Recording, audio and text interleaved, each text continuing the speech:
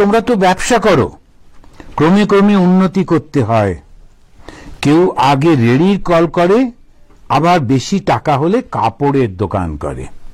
তা ঠাকুর খুব সুন্দর ব্যবসার ব্যাপারটা জানতেন বলে উনি বলছেন যে ক্রমে ক্রমে উন্নতি করতে হয়, একটু একটু করে উন্নতির দিকে এগোতে হয়। তা এই একটা তেলের কল করেছে, রেডির তেল, এটা সাধারণ একেবারে সেই তার থেকে একটু পয়সা হলো, তখন একটু ভালো ব্যবসার দিকে গেল, আর একটু ভালো ব্যবসা। তা এইভাবে ধীরে ধীরে তাকে, তারপরেই তিনি বলছেন ঈশ্বরের দিকে ধীরে ধীরে এগিয়ে যেতে হয়। দেখুন এই যে এটা হচ্ছে গৃহীদের জন্য বলছেন যে তুমি একটু একটু করে, যেমন তুমি ব্যবসা করছো, পয়সা রোজগার করছো, বড়লোক করছো, একবারে দুম করে হওয়া যায় না। খুব বড় লোকের ছেলে একসঙ্গে অনেকগুলো টাকা পেলো, ব্যবসা করছে, সেটা একটা জিনিস। কিন্তু মোটামুটি ভাবে তারা ধীরে ধীরে ধীরে ধীরে এগোতে থাকে, তারা আস্তে আস্তে করে বড় লোকটা হয়। তেমনি ভাবে আমাদের এই যে ধর্মের পথ, এই ধর্মের পথে, আধ্যাত্মিকতার পথে ধীরে ধীরে ধীরে ধীরে এগোতে হয়। তিনি বলছেন প্রথমে একটু তুমি জব করলে, জব করতে করতে খানিকটা তুমি এগোচ্ছ, এগোতে এগোতে তারপরে তো বলছো যে এখন কোথাও একটু যাব, গিয়ে সেখানে আমরা ওই নির্জনে থাকবো, একা একা থাকবো। তো এই নির্জন মানে কি? যেখানে কেউ নেই, যেখানে তোমাকে কেউ চেনে না, যে মনটা অন্য কোথাও টানছে তাও না, এইরকম একটা জায়গায় যদি যাওয়া যায় তখন সেটাকে বলে নির্জন। তারপরেই বলছেন তবে কি জানো, সময় না হলে কিছু হয় না। তো এটা একটা বড় অসাধারণ কথা। প্রত্যেকে তার কর্মফলের একটা টাইম আসে যখন তার মধ্যে এই বৈরাগ্যটা আসে, বিরাটটা আসে। তা যদি না হয় তখন কিছুতেই বুঝতে পারে না, সেটা আসে না। বাকি সব জিনিস খুব ভালো লাগে, কিন্তু ওই ঠিক যে ভালোবাসার জিনিসটা, যেটা ধর্মের জিনিসটা, সেটা তার আর পছন্দ হয় না। ওই জন্য সময়ের জন্য অপেক্ষা করতে হয়। কারো খুব তাড়াতাড়ি হয়, কারো একটু দেরি হয়। স্বামী বিবেকানন্দের তার একটা কবিতা আছে, দ্য কাপ, যদি পড়ে দেখেন, ওটা বাংলা ইয়েও আছে, অনুবাদও আছে, ইংলিশ রয়েছে।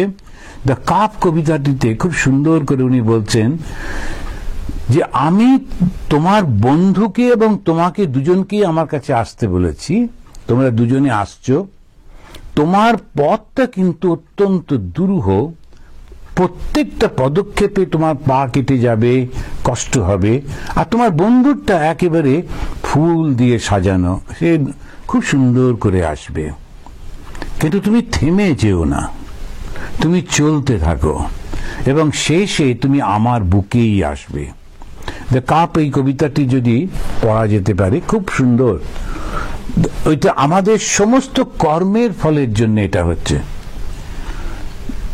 full of dark brew of fault and passion. আমাদের পূর্ব জন্মের যত কর্মের ফল, সেইটা ওই ডার্ক ব্রিউ, মানে আমাদের এখানে যেমন সেই কফিগুলো কালো কফি হয়, সেইটা হচ্ছে কর্মের ফলটা। কারো কর্মের ফলটা খুব ভালো, তার সে সুন্দর করে হেঁটে হেঁটে ভগবানের দিকে এগোচ্ছে। কারোটা প্রতি পদক্ষেপে কষ্টকর, সে একটু এগোচ্ছে তো এখানে কষ্ট, এখানে কষ্ট, কোনো কষ্টের শেষ নেই। কিন্তু থেমে যেতে নেই, ওই করতে করতেই এগোতে হয়। ওই এগোতে এগোতেই ভগবানের কাছে একদিন পৌঁছে যায়। সময় না হলে হয় না। কারো কারো কর্মভোগ অনেক বাকি থাকে, তাই জন্যে দেরিতে হয়। ফোঁড়া কাঁচা অবস্থায় অস্ত্র করলে হিতে বিপরীত হয়। পেকে মুখ হলে তবে ডাক্তার অস্ত্র করে। যখন অপারেশন করে ওটা কেটে দেয়, কেটে দিয়ে যখন ওটা বাড়িয়ে দেয়, নষ্ট ফেলে দেয় পুঁজ টুঁজ ইত্যাদি গুলো, তো সেটা কিভাবে করে? তো সেটা যখন একেবারে ওটা পেকে যায়, ডাক্তার বুঝতে পারে যে না, এখন এটা করা যেতে পারে, তখনই করে। তা না হলে এটা করতে গেলে আরো অসুবিধে। তো আমি এইখান থেকেই আমরা আবার একটা জায়গায় যাচ্ছি। মারোয়াড়ি ভক্তেরা মাঝে মাঝে ঠাকুরের সেবার জন্য মিষ্টান্ন আদি দ্রব্য আনেন, ফলাদি, থাল মিশ্রি ইত্যাদি। থাল মিশ্রিতে গোলাপের জলের গন্ধ। ঠাকুর কিন্তু সেই সব জিনিস প্রায় সেবা করেন না। এখন ওরা যে এটা কোনো জাতের ব্যাপারে বলছেন না, বলছেন যে একদল যারা এরকম ভাবে করে, জিনিসটা অ্যাপারেন্টলি দেখতে খুব সুন্দর করে ওরা দেয় বটে, কিন্তু দেখা যায় যে ওটার মধ্যে কামনা থাকে, যে জিনিসটা সে অফার করছে ওটার মধ্যে ভালোবাসা থাকে না, সে থাকে আমার এই জিনিসটি উনি গ্রহণ করলে আমার যেন এই ক্ষতি থেকে আমি বাঁচতে পারি। এখন প্রত্যেকটি এই যে আমরা যে চিন্তা করি সেটাও তো একটা কর্ম, কর্মের তো একটা ফল থাকে। তখন যদি আমরা সেই কর্মটার মধ্যে যুক্ত হয়ে যাই তো ফলটাও তো আমি পাবো। সেই জন্যে যখন কামনাসিক্ত ভাবে কেউ কিছু দেয় তখন সেইটা নেওয়াটা যে নেয় তখন তাকেও এই ফলের একটু ভাগ গ্রহণ করতে হয়। এটা খুবই কঠিন ব্যাপার, মানে আমরা এটা নিয়ে বুঝতে পারবো না। ভগবান শ্রীরামকৃষ্ণ তিনি তো সকলের মনটা বুঝতেন, তিনি বুঝতে পারতেন কার মধ্যে কোনটা রয়েছে। মাস্টারমশাই গরিব মানুষ, তিনি তাকে বলছেন শোনো তুমি যদি আমার জন্য দুটো ধুতি এনো তো। মাস্টারমশাইয়ের বাইরে বেশি মাইনে নেই, তাকে তিনি বলছেন যে ধুতি আনতে, তার কাছ থেকে নিচ্ছেন এবং চেয়ে নিচ্ছেন ভগবান স্বয়ং।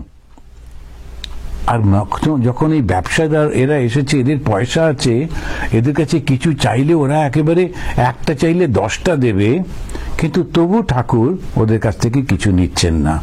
তো এইরকম যে অবস্থা হচ্ছে কেন কি কর্মফলের জন্যে। তো আমরা তো এই মুহূর্তে কর্মফলটা বুঝতে পারি না, তাই তো আমরা কিছু বলি না, কিন্তু ভগবান বুঝতে পারছেন বলেই তিনি ওটা নিতে পারছেন না, নিচ্ছেন না। এইটা আমাদের বুঝতে হবে, সবার সব জিনিস কিন্তু ভগবান নেন না। যদি ঠিক ঠিক মনটা পবিত্র না হয় তখন সেটি তিনি নিতে পারেন না। পুতনা সেও কিন্তু মাতৃরূপ ধারণ করে ভগবান কৃষ্ণকে দুধ খাওয়াতে গিয়েছিল, কিন্তু পুতনার মনের মধ্যে কৃষ্ণের প্রতি হিংসা ছিল, ফলে সেই হিংসাটা সহস্র গুণ হয়ে তার কাছে ফেরত এলো, অত্যন্ত কষ্টকর মৃত্যু তাকে পেতে হলো পুতনা।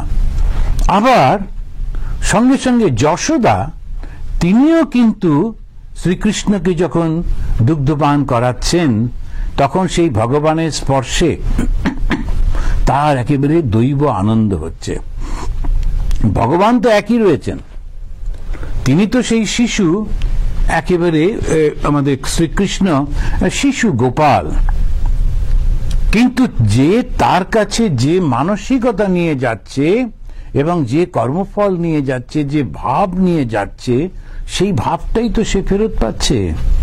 এই জন্যে আমরা যখন ভগবানকে কিছু দিতে যাই খুব বুঝে শুনে করতে হয়। আমরা ওই যে দেখেছি যখন যে মারা যান তখন চিতাতে কেউ শুয়ে আছেন, তখন তার ছেলে বাড়ির কেউ একজন একটা বড় ঘড়া করে জল নিয়ে, এটা খুবই দেখা যায় নর্থের দিকে, যে ইউপি বিহার এই সমস্ত উত্তরের দিকে খুবই, যে যখন একটা খুব বড় ঘড়া করে জল নিয়ে তবে ঘড়ার পেছনে একটা ছোট্ট ফুটো করে দেয়, মাটির ঘড়া, আর ওই ছেলেটি ঘুরে ঘুরে 7 বার ঘুরছে আর জলটা আস্তে আস্তে আস্তে পড়ে যাচ্ছে। এর সিম্বলটা কি? জলটা হচ্ছে ওর কর্মফল। এবারে সেই কর্মফলটা ও এখানেতে দিয়ে যাচ্ছে, এই পৃথিবীতে দিয়ে যাচ্ছে, সঙ্গে করে নিয়ে যাবে না।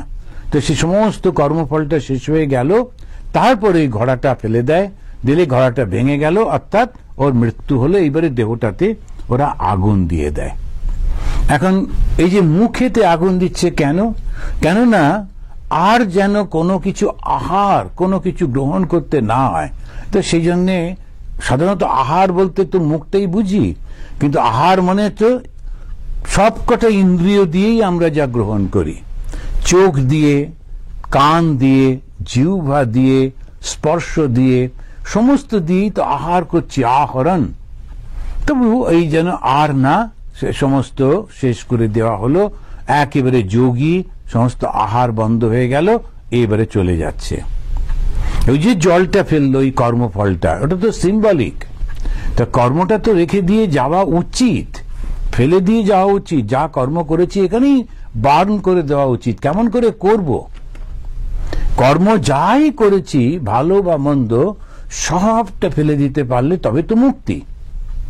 এখানে আমাদের একটা হিন্দু টেম্পলে ওরা ওই শিবের মাথায় উঠে এরকম ভাবে জল দেবে। তখন আমাকে ডেকে নিয়ে গেছে, আমি তখন বললাম এই যে জল ওপরে নিয়ে গিয়ে দিচ্ছেন, তো জানেন তো এই জলটার কি, এটা সবই হিন্দুইজমের সমস্তটাই হচ্ছে খুব সিম্বলিক। তো আমি ভগবানকে আমার কর্মটা সব দিয়ে দিচ্ছি, তো ভগবানকে সেইভাবে এরকম ভাবে একটা ভাব আছে দেখা। তা এখন আপনারা তো কষ্ট করে ওই সিঁড়ি দিয়ে উপরে উঠে মাথাতে সব জলটা তো ঢাললেন, কিন্তু যদি কর্মটা খারাপ কর্ম থাকে তা ভগবানের কাছে সেই কর্ম গেলে 100 গুণ ফিরে আসবে। তো কি কর্ম দিচ্ছেন সেটা তো খেয়াল করতে হবে। প্রচুর লোক ওই উৎসাহ ছিল ওই ওপরে উঠবে জল ঢালবো, তো খুব কমে গেল যে না দরকার নেই রিস্ক নেওয়ার। তো এখন হচ্ছে এই যে আমরা যে কর্মগুলো যে করি এটা মনে রাখতে হয়। মনে হয় কেউ দেখতে পেল না, বেশ একটু করে দিলাম, কিন্তু তা তো নয়। জগন্নাথ বসে আছেন, জগন্নাথের এই মূর্তিটা মানেটা কি, সব দেখছেন, আর একটা চোখের ও পাতাটাও নেই, সব দেখছেন। জগতের নাথ যিনি, তিনি সমস্ত কিছু দেখছেন, শুধু সাক্ষী হিসেবে সমানে দেখছেন। এটা খুব সুন্দরভাবে হিন্দুদের সবকিছুই খুব সিম্বলিক। তা আমরা মনে করি জগতের যে যিনি ওটা দেখছেন, তা একটা অদ্ভুত ধরনের ভগবান, তার হাত নেই, তার পা নেই, বড় বড় দুটো চোখ, তাতে পাতা নেই, এ কি ভগবান? আমরা দেখে দেখে অভ্যস্ত, কিছু মনে হয় না। অন্যরা যখন যায় তখন এদেশে যেমন ওরা দেখে বলে ও ভেরি ইন্টারেস্টিং, মানে কি এটা বড় পিকুলিয়ার। এখন এই যে দেখলে মনে হচ্ছে এইরকম, কিন্তু পেছনে যে সত্যিকারের যে দর্শনটা রয়েছে সেটা হচ্ছে অসাধারণ। সেটা কি, ভগবান সর্বত্র রয়েছেন, তার পার দরকার নেই, কোথায় যেতে হবে তাকে, তিনি সর্বত্র উপস্থিত। তা ইচ্ছা মাত্র কর্ম হচ্ছে, ওই জন্য হাতটার দরকার নেই, তিনি শুধু সাক্ষী, সারাক্ষণ তুমি শুধু দেখে চলেছেন, সেই জন্য চোখের পাতাটিও পড়ে না। তো এই যে ভগবান, এই যে জগতের নাথ, তিনি সব লক্ষ্য করছেন। ভগবান শ্রীরামকৃষ্ণ সেই জগন্নাথ স্বয়ং, সেই জগন্নাথে তিনি কখনো নিজে যাননি, কেন? ওখান থেকেই তো সৃষ্টি, গেলেই মিলিয়ে যাবেন, ওই জন্য যাননি। সৃষ্টির মা গেছিলেন, গিয়ে তার ছবিটা বার করে ওনাকে দেখিয়েছিলেন, এই দেখো তুমি তো আসনি, এই হচ্ছে সেই জগন্নাথ। একবার তিনি মাস্টারমশাইকে বলেছিলেন, তুমি গিয়ে যে রত্নপিড়িতে যে জগন্নাথ বসে আছেন ওকে একটু আলিঙ্গন করে নিও। তো মাস্টারমশাই তো খুব মুশকিলে পড়লেন, এটা কি করে করা যায়। তো ওখানে গেলেন, গিয়ে ভেতরে ঢুকে তিনি কিছু পয়সা মাটিতে ফেলে দিলেন।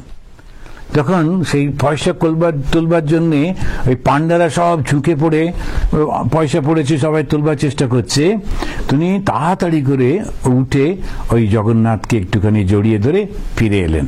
ঠাকুর খুব খুশি। যখন ফিরে আসার পর মাস্টারমশাইকে তিনি একটু আলিঙ্গন করে বললেন, এই আমার জগন্নাথকে আলিঙ্গন করা হলো। তো এই জগতের নাথকে সর্বদা স্মরণ করতে হয়। তা তিনি ওই কর্মফল দাতা, কর্মফল দিচ্ছেন, কিন্তু নিজে কিচ্ছু করেন না, আমরা যেটা করি সেই অনুযায়ী। তো ওই ভক্তদের বলছেন, দেখো তোমরা ব্যবসাতে তো ক্রমে ক্রমে উন্নতি করো, তেমনি সাধন ভজন ক্রমে ক্রমে করো, ধীরে ধীরে করো, তাড়াহুড়ো করতে হবে না, একটু একটু করে করো। তবে মাঝে মাঝে নির্জনে যাও, একেবারে একলা থাকো, সেই একলা থেকে সেখান থেকে তুমি ওখান থেকে উন্নতি করতে পারবে। সময় না হলে তো হয় না, সুতরাং সময়ের অপেক্ষা করো। ঠাকুরের এই যে ভক্তদের সব মিষ্টান্ন তিনি নিয়ে এসছেন, ঠিক নিতে পারছেন না। কেন নিতে পারছেন না? খুব পরিষ্কার করে বলছেন, ওদের অনেক মিথ্যা কথা কয়ে টাকা রোজগার করতে হয়, সেই জন্য ঠাকুর নিতে পারছেন না। যারা মিথ্যা কথা বলে তাদেরকে, এমনকি যে কোনো, ওই যে আমাদের আগে কিন্তু কখনো বলতো না মিথ্যাটা আমরা নিতে পারি। পরবর্তীকালে যখন ইউরোপিয়ানরা আমাদের দেশে এলো, তখন একটা কথা খুব ওরা চালু করলো, ওরা নিজেদের যেটা মনে করে সেটাই তো বলে, everything is fair in love and war. তো বিয়ে টিয়ের সময়, ভালোবাসার সময় একটু মিথ্যে কথা বলা যেতেই পারে, আর যুদ্ধের সময় মিথ্যে কথা বলা যেতে পারে, কিন্তু আমাদের সেটা ছিল না। আমাদের এভরিথিং অলওয়েজ ট্রুথফুল, কখনো মিথ্যে এটা হতো না। যদিও কয়েকটা জিনিস একটু ছাড় দেওয়ার ছিল আমাদের, এই যখন সমাজের যে নিয়মগুলো আছে তার মধ্যে কিন্তু না, সবাই একদম সত্যকে ধরে থাকা। আর বিশেষ করে যারা ধর্মের পথে যাবে, হয়তো ধর্ম সত্যকে ধরে রাখতে হবে। তো এই যে ওরা মিথ্যে কথা বলে, ব্যবসাতে তো এই মিথ্যে কথা বলে, মিষ্টি কথা বলে, নানান রকম কথা বলে, কিন্তু সেটা রাখে না। তো সেটাতে খুব অসুবিধে হয়ে যায়। একবার একজনকে বলেছিলাম যে তুমি আমাদের জন্য কতগুলো এরকম এরকম জিনিস কলকাতা থেকে কিনে পাঠিয়ে দিও। তো সে গিয়ে খুব বড় গলায় বলেছে যে একদম শিকাগোতে যাবে, এই সমস্তগুলো একটা ভালো জিনিস দেবেন। তো সবকটা খারাপ জিনিস দিয়েছে। যেই শুনেছে শিকাগোয়ে যাবে জিনিসগুলো, ওরা বুঝলো যে গেলে তো আর ফিরবে না অত দূর থেকে, সুতরাং ওদের যত খারাপ জিনিস সুন্দর করে একদম প্যাকটা করে ওপরে দুটো ভালো দিয়ে ব্যাস সবকটা বাজিয়ে দিয়ে প্যাক করে আসার পর আমি বুঝলাম, দেখলাম, ওদেরকে বললাম যে তুমি কি বলেছিলে যে এটা বিদেশে যাবে? বলে হ্যাঁ, আমি ভালো করে বললাম এটা আমরা শিকাগোয় যাবে, সেই জন্যই খারাপ দিয়েছে।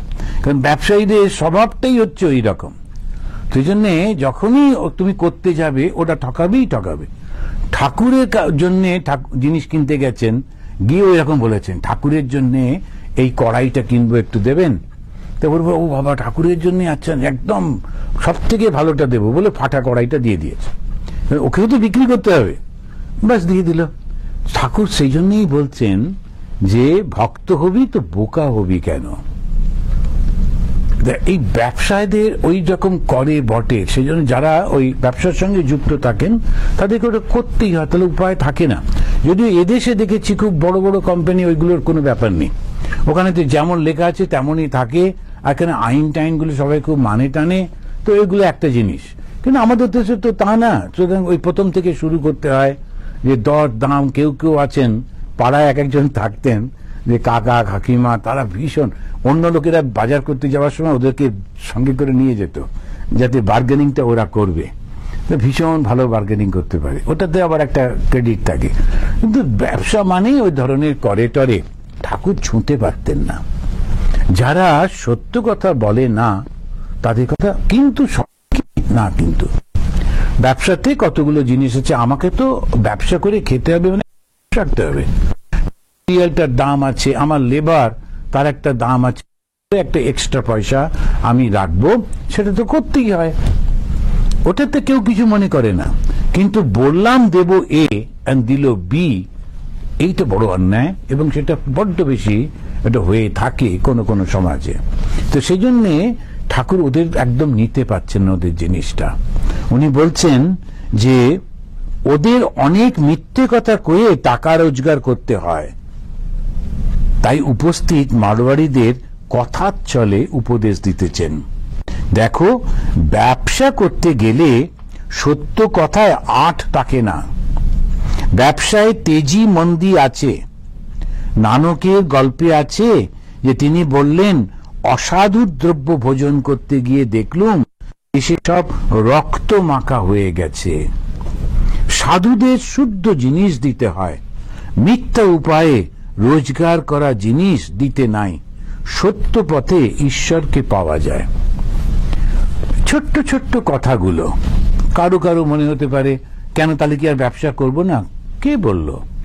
কিন্তু ব্যবসাতে যদি ঠিক নির্দিষ্ট একটা নিয়ম মেনে করা হয় তখন কিন্তু সত্যি সত্যি দেখা যাবে সেটা কখনো কোনো ক্ষতি করছে না এবং ঠিকই আছে। ঠাকুরের কাছে অন্য অনেক ব্যবসায়ীরা আসতেন, ঠাকুর কিছু মনে করতেন না, কেননা তারা ওই নিয়মটা মানত। তা এখন এই যে philosophy of business, philosophy of industry, এইগুলো যে এক একটা পড়ানো হয় যে কেন কতটুকু আমি করব, কেমন ভাবে করব, এটা একটা মার্কেট সার্ভে করে টোরে বলা হয়। তা একটা মানুষকে ঠকিয়ে যদি তুমি পয়সা করো, একবার করতে পারো, দুবার করতে পারো, তৃতীয়বার আর পারবে না। তো সেই জন্যে মনে রাখতে হয়। আর যে লোকটা কাজটা করছে, মানুষ মানে কি, মনুষ্যত্বকে ধরে রাখতে হবে। তো আমি গেলাম একজন ডাক্তারের কাছে এবং বললাম দেখুন তো আমার যদি এইটা একটু সম্ভব। আমি একটা ঘটনা, যে আমাদের একজন ভক্ত, তার ছেলেটা এক বন্ধুর সঙ্গে যেতে গিয়ে, এই 10-12 পড়ে, বন্ধুর সঙ্গে যেতে গিয়ে বাইকে করে প্রচন্ড অল্প বয়সে উত্তেজনা করতে গিয়ে অ্যাক্সিডেন্ট হয়ে, তারপরে কাছাকাছি একটা নার্সিং হোমে নিয়ে গেছে, ওরা যখন গেছে তখনই মারা গেছে। তথাপি ওরা কিন্তু ওই অক্সিজেন দিয়ে ওরা বলছে প্রতিদিন 10,000 টাকা করে তার কাছ থেকে নিয়েছে। আর ওকে যখন বলেছে এটা প্রতিদিন 10,000 লাগবে, ও ভাবছে যে একদিন দুদিনে হয়ে যাবে। শুনলে অবাক হবেন, ওর মাত্র 60,000 টাকা ওর কাছে ব্যাংকে ছিল।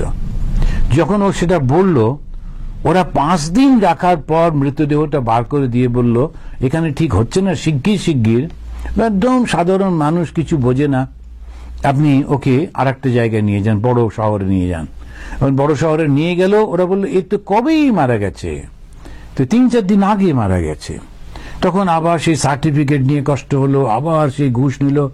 এখন ডাক্তাররা এইভাবে, হসপিটালের লোকগুলো এইভাবে টাকা রোজগার করলো, সেইটা দিয়ে যখন তারা মন্দির বানিয়ে দেবে, সেই মন্দিরে কোনো ভগবান থাকতে পারেন? সম্ভব? সে কখনো সেই ভগবান থাকবেন না।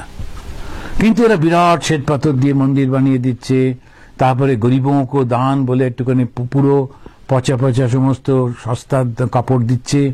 এটা কিন্তু নিজেকেই ঠকাচ্ছে, ও বুঝতে পারছে না। তারপরের জন্মে তার যে কি কষ্ট হবে সেটা নিজেই জানে না। ও ভাবছে যাক আমি সব মিটিয়ে ফেললাম। রামায়ণ পড়ে, কিন্তু রামায়ণের শুরুটা পড়ে না, যে যখন যিনি শুরু করছেন সেই বাল্মীকি তার আগের জীবনটা কেমন ছিল সেটা সে ভুলে যায়। সেই জন্যে মনে রাখতে হয় যে কখনো কোনো জিনিস অন্যায়ের মধ্যে দিয়ে নিতে নেই। খুব পরিষ্কার করে, যদি ব্যবসাতে এতটা আমার প্রফিট লাগবে এটা আমি রেখেছি এবং এটা কমাতে পারবো না, কেননা ইত্যাদি আমার এই হিসেবটা আছে। এইটা মেটেরিয়ালটার দাম, এটা তার ট্রান্সপোর্টেশন, এটা তার আমার লেবার, এটা আমার একটু প্রফিট, দিস এই চারটে নিয়ে আমার এই জিনিসটার দাম এতটা, আমি এর থেকে কমাতে পারবো না ইত্যাদি, খুব পরিষ্কার। কিন্তু এই ঠকানোটা দিয়ে দিলাম একটা রকমের স্যাম্পল, তারপরে যখন অরিজিনালটা দিলাম সেটা খারাপ, এগুলো কখনো করতে নেই। ভগবান সেটাতে খুব অসন্তুষ্ট হন। তো এইটা আমাদের দেশে বড্ড বেশি বেড়ে গেছে। কেন? মনে করা হচ্ছে যে যেন কোনো অসুবিধা হবে না, কেউ তো দেখতে পাচ্ছে না, সবাইকেই পয়সা দিয়ে দিয়ে আমরা সব ঠিক করে দিতে পারি, এই ধরনের একটা ধারণা এসেছে।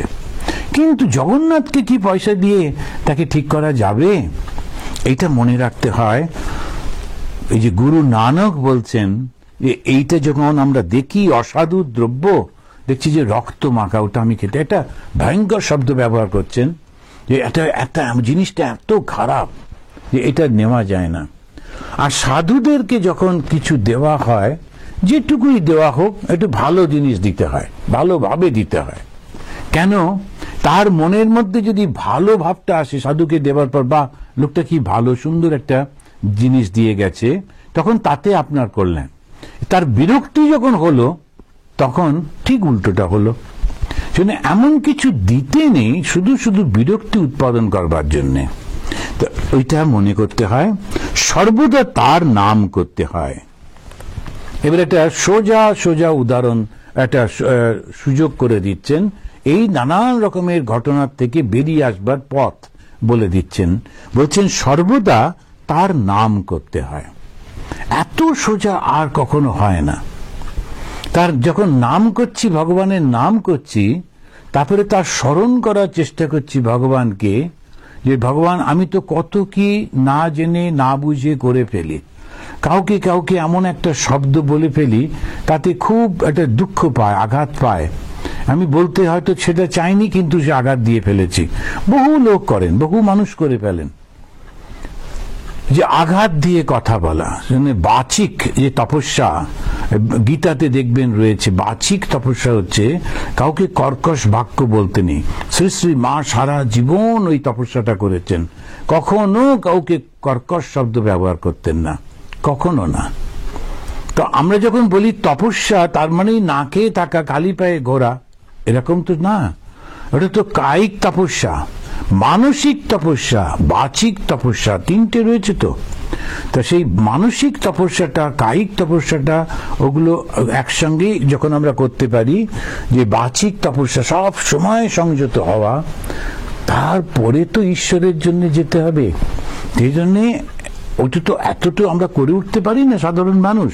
তখন ঠাকুর খুব সাধারণ একেবারে, যেটা সবাই পারে, তখন বললেন যে সর্বদা তোমরা তার নাম করো, সদা সর্বদা তার নাম করো। জাস্ট ভগবানের নাম করা, ঘুরতে ফিরতে চলতে বসতে শুধু তার নাম করা। ভগবানের নাম করে যাচ্ছি, কিন্তু আবার অন্য অন্যায়ও করছি। দেখবেন হাতে করে সে জপের মালা নিয়ে সে কাজও করছে, আবার নানান রকম অন্যায়ও করছে। ওই রকম না, নো হিপোক্রেসি। সত্যি সত্যি মনের মধ্যে তার নামটাকে আনা, আর যখন তার নামটা নিচ্ছি তখন অন্য চিন্তাগুলো মনের মধ্যে আসছে না।